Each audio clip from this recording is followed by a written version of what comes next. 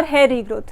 अगर ये दोनों चीज़ें आपकी लाइफ में हैं, सबसे पहले तो ये वाला जो भी रेजिम मैं आप लोगों से शेयर करने वाली हूँ वो फॉलो करने के बाद, मतलब ऑब्वियसली सही तरीके से फॉलो करने के बाद आपकी लाइफ से जाने वाला है। बट उससे पहले आपका जो स्ट्रेस है, क्योंकि मुझे एक ऐसा कमेंट भी आया था कि लोगों का जो रीज़न होता है हेयर फॉल का वो स्ट्रेस होता है, बट मेरे लिए उल्टा है। मेरा रीज़न ये है कि मेरा हेयर फॉल होता है इसलिए मुझे स्ट्रेस होता है।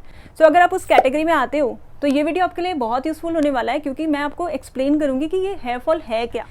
हेयर फॉल और हेयर शेडिंग, सबसे पहले हमें ये समझना पड़ेगा कि ये दोनों सेम नहीं है।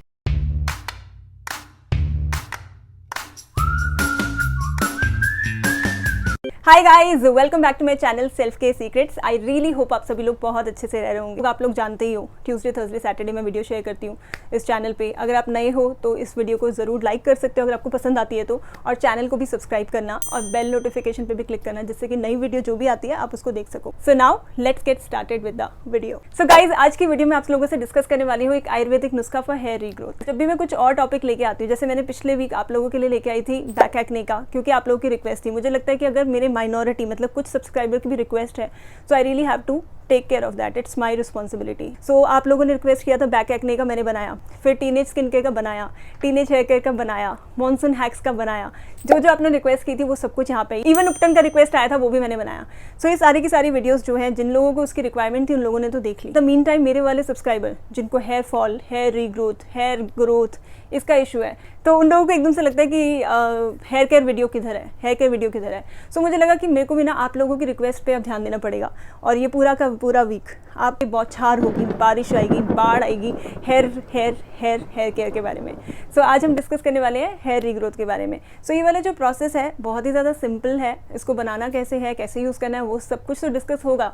बट उसके साथ साथ मैं हेयर ग्रोथ साइकिल जो होती है हमारी नॉर्मली, उसके बारे में थोड़ा सा डिस्कस करना चाहूँगी। मैं आप लोगों के लिए इंग्रेडिएंट लेके आई हूँ, उसमें होते हैं कैटेकिन्स। कैटेकिन्स जो होते हैं वो एक एंटीऑक्सीडेंट हैं, और एंटीऑक्सीडेंट्स हमारे बालों के लिए, हमारे बालों की ग्रोथ के लिए, रीग्रोथ के लिए कितने अच्छा है ये आप सभी जान चुके होंगे अभी तक तो। सो मैंने यहाँ पे यूज़ किया है कैटेकिन से भरा हुआ इंग्रेडिएंट ग्रीन टी। और ग्रीन टी जो है वो हेयर लॉस के लिए भी अच्छा है, और हमारे जो भी हेयर सेल्स होते हैं अगर उनको किसी भी तरह का डैमेज हो चुका है, कई बार एक्सेसिव स्क्रैचिंग मतलब वो जो खुजली वुजली हम करते रहते हैं उससे भी हो जाता है। और कई लोग तो इसलिए करते हैं कि उनको एक्सेसिव डैंड्रफ है इसलिए करते हैं, बट कुछ लोग जो होते हैं वो ऐसे ही कर लेते हैं, मतलब कई बार होते हैं तो कन्फ्यूज़ होते हैं कुछ लोग, तो ऐसे करते हैं, हाँ यार मैंने कहा था, ऐसा भी होता है। तो जो भी स्क्रैचिंग होती है दैट इज़ नॉट गुड, कि हमारे जो हेयर फॉलिकल्स होते हैं बहुत ज़्यादा डेलिकेट होते हैं।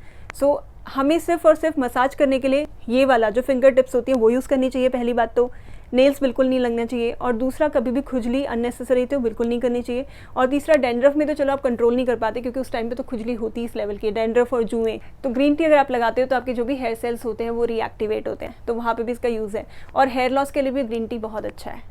ठीक है, अब शुरू करते हैं हम प्रेपरेशन प्रोसेस। एक दो छुटपुट चीज़ें मैंने और ऐड की हैं जो कि मैं आपको प्रेपरेशन प्रोसेस में ही बता दूंगी। ठीक है, सो सबसे पहले मैंने क्या किया, मैंने यहाँ पे 1.5 कप लिया है पानी डाल दिया मैंने अपने पैन में। उसके बाद मैंने यहाँ पे डाला है ग्रीन टी। मेरे पास ग्रीन टी के बैग्स अवेलेबल हैं, तो मैंने यहाँ पे 2 ग्रीन टी के बैग्स डाले हैं। अगर आपके पास ग्रीन टी के बैग्स नहीं है, उसका पाउडर है या लीफ है तो कोई बात नहीं, आप इसमें 2 चम्मच डाल लेना। ठीक है, अब मैं इसमें डालूंगी अपना नेक्स्ट इंग्रेडिएंट जो कि है मेथी, फेनुग्रीक सीड्स। आपको पता होगा जो मैंने पिछली वीडियो में डिस्कस किया था कि हमें हेयर ग्रोथ के लिए जो भी हमारे सुपर फूड्स हैं या जो मेन चीज़ें हैं वो क्या हैं, उसमें से 2 चीज़ें क्या थी, एक तो आयरन था और एक प्रोटीन था। वो दोनों की दोनों चीज़ें हमें मेथी में मिलते हैं। तो यहीं से आप समझ सकते हो कि मेथी कितना ज़्यादा पावरफुल है, चाहे हमें रीग्रोथ चाहिए और या फिर हेयर लॉस के केस में भी। सो मैंने यहाँ पे मेथी जो है ऐड किया है वो 3 टेबलस्पून। अब हम इसे पकाएंगे अप्रॉक्सीमेटली फॉर 5 to 7 मिनट्स, इतनी देर तक तो हम इसे पकाएंगे। मेथी दाने को जब भी आप पानी में पकाते हो तो वो थोड़ा बहुत फूल जाता है। इसमें क्या होता है, उसमें थोड़ा बहुत मॉइस्चर वो एब्जॉर्ब करता है और अपनी अच्छी गुड क्वालिटीज़ भी वहाँ पे छोड़ता जाता है। सो इसीलिए हम इसे 5 से 6 मिनट तो पकाएंगे, जिससे कि ग्रीन टी की अच्छी क्वालिटीज़ तो पानी में जाए, बट उसके साथ साथ मेथी की जो बहुत अच्छी क्वालिटीज़ हैं जो कि आयरन देंगी हमें, हमारे बालों को प्रोटीन देंगी, वो भी उसमें जाए। और हमारा जो कलर हो गया ना पानी का, ग्रीन टी ने भी अपना कलर छोड़ दिया और मेथी ने भी अपना कलर छोड़ दिया। मेथी जब भी आप पानी में पकाते हो तो अपना एक स्टिकीनेस, एक ग्रीनेस जो होती है, चिपचिपाहट जो पन होती है वो भी छोड़ता है, एक थोड़ा सा जेल जैसा सब्सटेंस बना देता है। सो उसके बाद हम कर देंगे गैस को ऑफ। गैस ऑफ करने के बाद इसका ठंडा होने का वेट करेंगे, मतलब लगा लो आप इसे 30 to 45 मिनट्स देना, और उसके बाद आप इसे फिल्टर कर लेना। अब नेक्स्ट डाउट आएगा कि वो जो मेथी सीड्स थे आखिर उनका क्या हुआ। आपको पता है कि कुछ भी यहाँ पे वेस्ट नहीं होता, तो वो भी हम आगे जाके यूज़ करेंगे, बट फिलहाल इसको कैसे यूज़ करना है वो तो पहले सीख लेते हैं। सो हमने जो भी हमारा पानी फिल्टर किया उसको हम निकाल लेंगे, निकाल लिया। अब हम इसमें डालेंगे अपना नेक्स्ट इंग्रेडिएंट जो कि है हिबिस्कस पाउडर। जो हिबिस्कस पाउडर है हेयर ग्रोथ के लिए भी अच्छा है, रीग्रोथ के लिए भी अच्छा है, हेयर फॉल के लिए भी अच्छा है, प्लस हमारे बालों को बहुत अच्छे से कंडीशन भी करता है। सो इसीलिए यहाँ पे ये तो डालना ही था। सो मैंने यहाँ पे जो हिबिस्कस पाउडर डाला है वो मैंने यहाँ पे डाला है 3 स्पून, ठीक है। तो मतलब लगा लो मैंने 1.5 कप पानी डाला था, तो मुझे उसमें पकाने के बाद 1 कप के अराउंड तो मिल ही गया, जिसमें मैंने डाला है अपना 3 चम्मच ऑफ हिबिस्कस पाउडर। अगर आपके पास हिबिस्कस का लीफ पाउडर नहीं है तो कोई बात नहीं, आप इसकी जगह यहाँ पे आंवला पाउडर भी यूज़ कर सकते हो। आपको सिमिलर क्वांटिटी में आंवला पाउडर यानी कि इंडियन गूसबेरी पाउडर लेना है। अब हम इसे अप्लाई करेंगे पूरा का पूरा अपने बालों में, अच्छे से अपने रूट्स में और स्ट्रैंड्स में अच्छे से पूरी जगह अच्छे से अप्लाई कर लेना। कुछ भी एक भी कोना नहीं बचना चाहिए, स्कैल्प का भी नहीं और स्ट्रैंड्स का भी नहीं, हर जगह अच्छे से अप्लाई किया हमने। इसको हम ऐसे ही रख देंगे फॉर अबाउट 1 आवर। 1 घंटे में आपका अच्छे से एब्जॉर्ब भी हो जाएगा। इसकी जो अच्छी क्वालिटीज़ हैं वो आपके बालों में अंदर आपके फॉलिकल्स तक, जो कि बहुत दिनों से ऐसे ही डेड पड़े हुए हैं और बिल्कुल भी एक्टिव नहीं है, तो वहाँ तक पहुँच जाएगा और बहुत अच्छे से आपको रीग्रोथ में भी हेल्प करेगा। और हेयर लॉस के लिए भी ये वाला जो कॉम्बिनेशन है ना पूरा का पूरा बहुत अच्छे से आपको हेल्प करेगा। 1 घंटे तक रखने के बाद हम इसे पानी से रिंस कर लेंगे। और हो सकता है कि कभी कभी थोड़े बहुत पाउडर जो है आपको इधर उधर फील हो। वैसे हिबिस्कस इतना ज़्यादा पतला होता है ना कि ऐसा महसूस नहीं होता, बट इफ़ एट ऑल मैं पहले ही बता देती हूँ, क्योंकि कई बार क्या होता है किसी के थोड़ा सा भी कुछ चीज़ रह जाती है ना तो एकदम से पैनिक मोड में आ जाता है सब कि मेरे तो ये रह गया, अब क्या होगा। कुछ भी नहीं होता, कुछ भी लॉस भी नहीं होगा अगर आपके बालों में कुछ भी चीज़ रहती है। बट हाँ, अगर आप बाहर जा रहे हो तो आपको ऐसा लगेगा कि यार मेरे लिए कन्वीनियंट नहीं है ये। बट हाँ, हो सकता है कि अगर आप ठीक से रिंस नहीं करोगे तो थोड़ा बहुत आपको महसूस हो, बट इसका कोई भी लॉस नहीं है। सो यू कैन डिसाइड कि आपको कब करना है फॉलो। जब भी आपको ज़्यादा कन्वीनियंट लगे उस हिसाब से फॉलो कर सकते हो, बट आपको जो इसका रिजल्ट एंड रिजल्ट चाहिए वो हेयर रीग्रोथ है, वो आपको फॉर श्योर मिलेगा। जिन लोगों को भी हेयर थिनिंग और हेयर फॉल का प्रॉब्लम है वो बेचारे बहुत ज़्यादा पैनिक मोड में चले जाते हैं, और मैं समझती हूँ ये प्रॉब्लम, क्योंकि इतना इजी नहीं है हेयर फॉल से डील करना। क्योंकि अब आपको लगेगा कि हेयर लॉस में भी बाल गिरते हैं और हेयर शेडिंग में भी बाल गिरते हैं, फिर ये अलग कैसे हो गया। सबसे पहले आपको उसके लिए पता होना चाहिए कि हमारा हेयर ग्रोथ साइकिल कैसे ऑपरेट करता है। हम लोगों का जो भी हेयर ग्रोथ साइकिल होता है उसकी कहने को 4 स्टेज होती है, लेकिन जो मेजर स्टेजेस होती हैं वो 3 होती हैं, तो मैं उन्हीं की बात करूंगी। सबसे पहली स्टेज होती है एनेजन स्टेज। इसको हम ग्रोइंग फेज भी बोलते हैं, ग्रोइंग स्टेज भी बोलते हैं। तो जैसे कि इसके नाम से ही पता चल रहा है, ग्रोइंग फेज मतलब जिसमें आपके बाल ग्रो हो रहे हैं। ये वाली स्टेज है जहाँ पे हम सबसे ज़्यादा खुश और सेटिस्फाइड होते हैं कि चलो बिल्कुल जो गाड़ी है हमारी ट्रैक पे जा रही है। स्टेज होती है वो ग्रोइंग फेज होता है, जो कि हर एक बाल का 3 से लेके 5 साल और इवन 7 ईयर्स तक रेंज करता है। 90% बाल टोटल डेंसिटी के at a time anagen stage में होते हैं, यानी कि ग्रोइंग स्टेज में होते हैं। और ऐसा कभी नहीं होता कि हमारे स्कैल्प में जितने भी बाल आए हैं ना वो सारे के सारे एक साथ हैं। मतलब अगर मान लो आपका ये वाला जो बाल है अगर ये 4 साल पुराना है तो हो सकता है ये वाला बाल 6 साल पुराना हो।